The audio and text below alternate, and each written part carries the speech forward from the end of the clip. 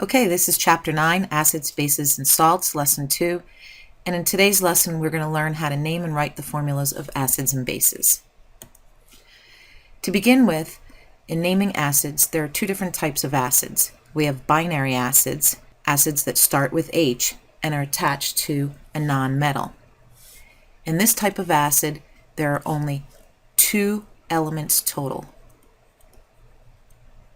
thus the name binary.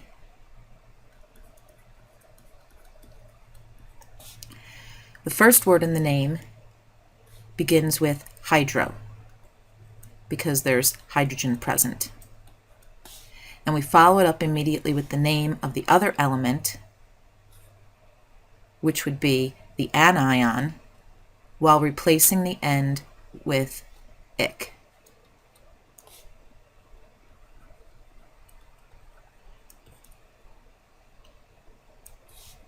The second word in the name, we add the word acid as the second or last part of the name. So basically, when we see binary, we should think two elements. The first element being H, and the second element being a nonmetal.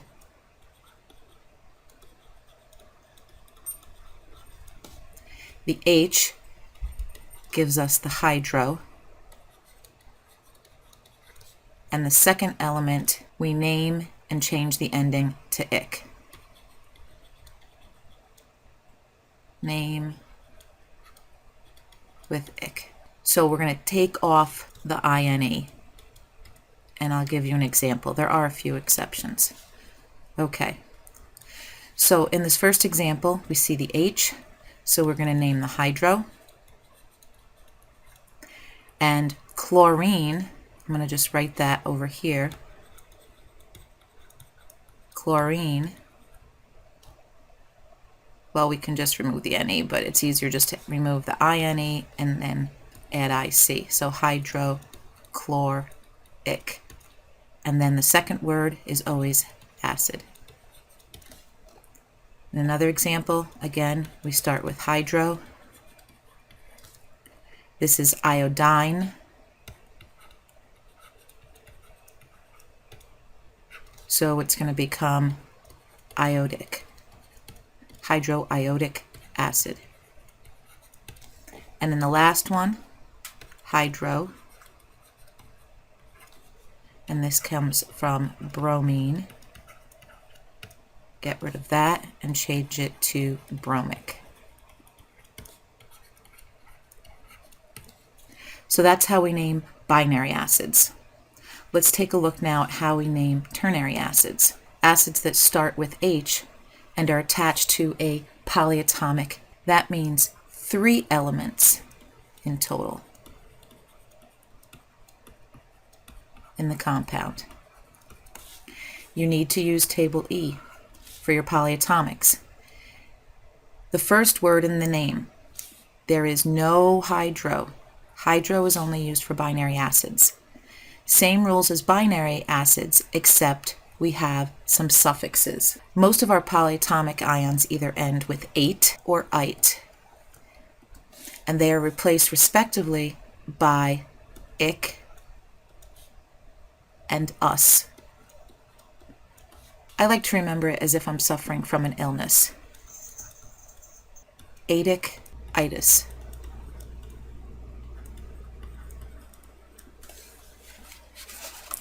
If the polyatomic ends in ate, it gets replaced with ic. Another example is I ate in the cafe and went ic. If the polyatomic ends in ite, it gets replaced by us. The second word in the name, we just add the word acid. So we're going to ignore the H. We know that the H tells us that it is an acid. That is the second part of our name. To get the first part of our name, we're going to look at the polyatomic ion. So this is nitrate. So we know it's going to turn to ic. So this becomes nitric acid. So all we did was take off the 8 from nitrate and replace it with ic. Again, the H tells us the end of the name, acid. We look at the polyatomic. We know that this is nitrite, and we know that ite goes to us, so we're going to turn this into nitrous acid. The last example, the H tells us it's an acid. We look, this is acetate. Acetate, so T-A-T-E, and we get rid of the A-T-E and we add I-C, so it becomes acetic acid. Not so bad. And you get to use table E. You just have to remember the phrase atic itis.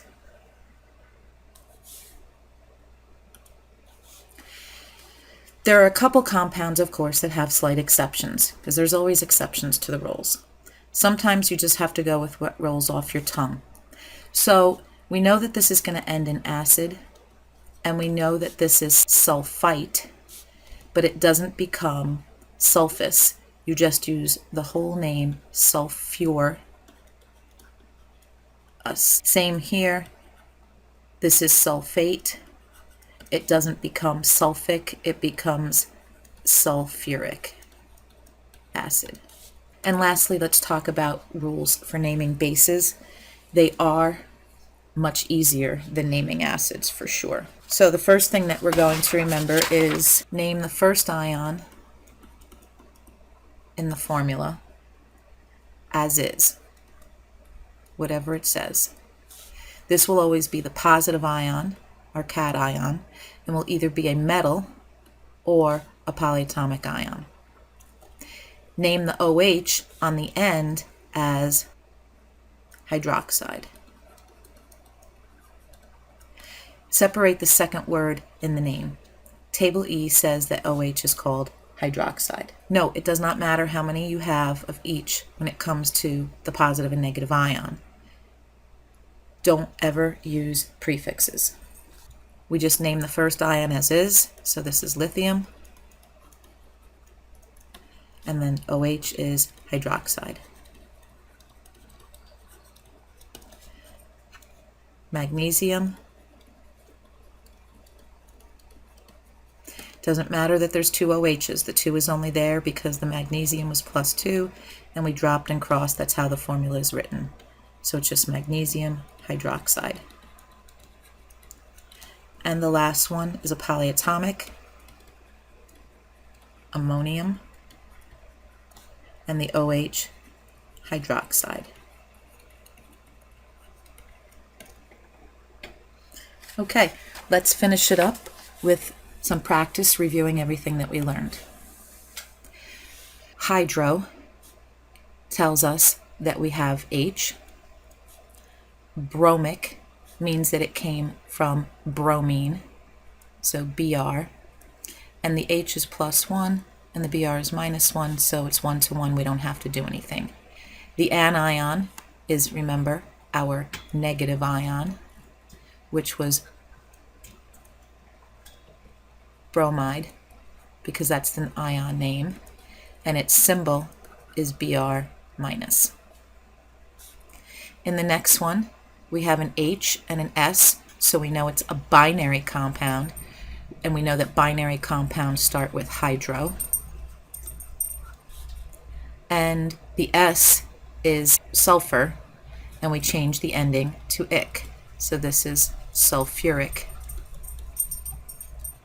acid, hydrosulfuric acid.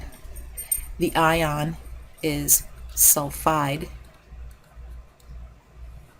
and it's S2-, which is why this 2 is here. The H was +1, the S was -2. When we dropped and crossed, it became H2S. Carbonic acid. So this ends in ic, which tells me that I'm dealing with a polyatomic ion. And we know that atic itis, so the ic came from 8, so it has a polyatomic ion that ends in 8. When we go to table E, we see that this is carbonate, which is CO3 2-. So that's our anion. And we know it's an acid, so it's going to start with H. And that's +1. So this has to become H2CO3. And we get carbonic acid. In this next one, we see 3 elements. So again, we know that it must be a ternary acid. We go look in table E for ClO2, and we see that it is the ion chlorite, which is ClO2-. We know the rule atic itis, so the ite in chlorite is going to change to us. So this is chlorus, and then we add acid. Bases are easy. All you do is name the cation, or the first element, calcium, and then name the OH, hydroxide. This is OH2 because the Ca was +1, the OH was -1, and when you drop and cross, remember you have to put the OH in parentheses because there's 2 of them. And on the last one, sodium is Na, hydroxide is OH. It's a +1, -1, so it's a 1-to-1 ratio. And that's naming and writing formulas of acids and bases. Have a great day. See you tomorrow.